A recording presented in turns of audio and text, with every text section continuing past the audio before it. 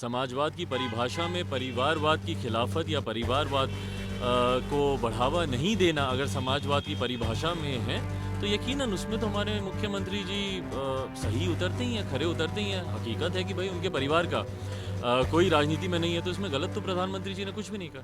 नमस्कार, मैं हूं देवांशु। आप देख रहे हैं न्यूज़ फॉर नेशन। देश के प्रधानमंत्री नरेंद्र मोदी के आइकॉन मानते हैं चिराग पासवान। इस वक्त हमारे साथ बात करने के लिए चिराग पासवान है, जो कि बिहार में विपक्ष की भूमिका निभा रहे हैं। देश के प्रधानमंत्री ने नीतीश कुमार की जिस तरीके से तारीफ की है, समाजवादी बताया, उसको लेकर क्या कहेंगे? क्योंकि प्रधानमंत्री को लगातार आप तारीफ ही करते रहते हैं, यहाँ तक कि बजट को भी आपने सराहनीय बताया था।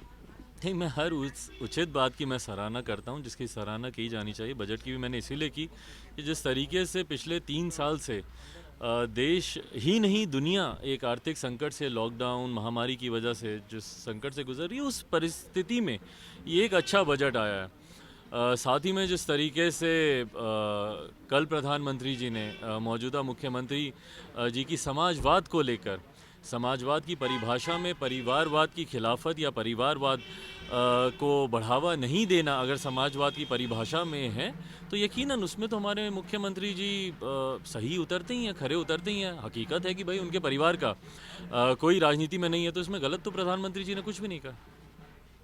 गलत नहीं कहा प्रधानमंत्री ने, सच्चे समाजवादी हैं, आप मानते हैं? उन्होंने जो परिभाषा दी परिवारवाद को लेकर, उन्होंने कहा कि देखिए लोहिया जी के परिवार से कोई नहीं था, इनके परिवार से कोई नहीं है, जो कि हकीकत है, नहीं है, तो इसमें गलत क्या कहा? अच्छा, एक सवाल है कि आज आरजेडी के राष्ट्रीय अध्यक्ष लालू प्रसाद यादव ने कहा कि सीएम नीतीश कुमार के बेटे तो राजनीति के लायक ही नहीं है। इस पर क्या कहेंगे? देखिए, मैं इस पर कोई टिप्पणी नहीं करूंगा। हर वो व्यक्ति जो कि सार्वजनिक जीवन में नहीं है, हाँ।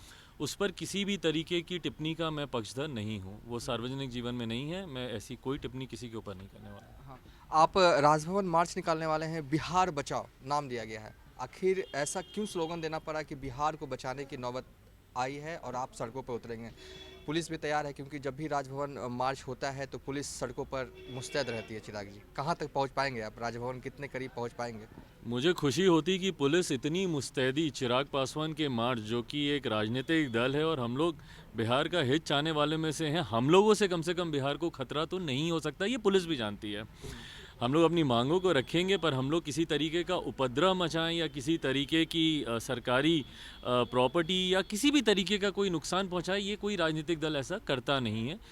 पर मुझे ताज्जुब इस बात का है कि जितनी मुस्तैदी चिराग पासवान के मार्च को रोकने के लिए की जा रही है, इतनी मुस्तैदी अगर जहरीली शराब का जो निर्माण कर रहे हैं उन ठेकेदारों को, उन तस्करों को रोकने के लिए की जाती, इतनी ही मुस्तैदी अगर पुलिस उन अपराधियों के प्रति दिखाता जो कि आए दिन बिहार में विभिन्न तरीके की घटनाओं का अंजाम देते हैं। कहीं पे बलात्कार होता है, कहीं पे हत्या होती है, कहीं पे अपहरण होता है, कहीं पे डकैती और लूट मचाई जाती है। अगर पुलिस मुस्तैदी वहाँ पर दिखाती तो मैं ज़्यादा खुश होता। बट बहरहाल, बिहार बचाओ मार्च 2 उद्देश्य के साथ है। सबसे प्रमुख उद्देश्य इस बात का कि बिहार में जिस तरीके से एक के बाद एक जहरीली शराब की वजह से जो एक अराजकता का माहौल यहाँ पे फैलता जा रहा है, या जिस तरीके से बालिका सुधार गृह में छोटी छोटी बच्चियों के साथ देह व्यापार कराया जा रहा है, या जिस तरीके से विभिन्न वर्ग, छात्र हों, शिक्षक हों, आपके वार्ड सचिव हों, आपकी ममता कर्मी, आशा कर्मी, एक के बाद एक आए दिन सब लोग धरने पर बैठते हैं, पर उनकी मांगों की कोई सुनवाई नहीं होती। 19 लाख रोजगार का आपने वादा किया, अभी तक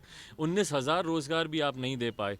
SC ST में जिस तरीके से अनुसूचित जाति जनजाति के छात्रों से जबरन हॉस्टल खाली करवाए गए हैं, तो इन तमाम बातों को लेकर बिहार को बचाने की ज़रूरत है। इन तमाम कुनीतियों से जो मुख्यमंत्री नीतीश कुमार जी की है, उनसे बिहार को बचाने की ज़रूरत है। इसीलिए बिहार बचाओ मार्च, और ये मार्च मुझे खुशी है इस बात की, गर्व मुझे इस बात का है कि मेरे नेता, मेरे पिता ने भी इससे पहले 2 बार बिहार बचाओ के नाम से ही उन्होंने यात्रा भी निकाली थी। उन्हीं का अंश हूँ, जब उन्हीं के ही मिशन को या उनके अधूरे कार्य को आगे लेकर जा रहा हूँ, तो इसका एक गर्व, इसकी गर्व की अनुभूति एक अलग तरीके से होती है। लेकिन पटना में पहली बार आप राजभवन मार्च निकालेंगे। खैर, आखिरी सवाल मेरा ये है कि मुकेश सहनी ने हाल में बयान दिया कि 2025 में वो मुख्यमंत्री बनेंगे। इसको लेकर क्या कहेंगे? मेरी शुभकामनाएं। शुभकामनाएं। चलिए, ये थे चिराग पासवान। हमने कई मुद्दे पर चिराग पासवान से बात की। फिलहाल इस वीडियो को हम यहीं पर एंड कर रहे हैं।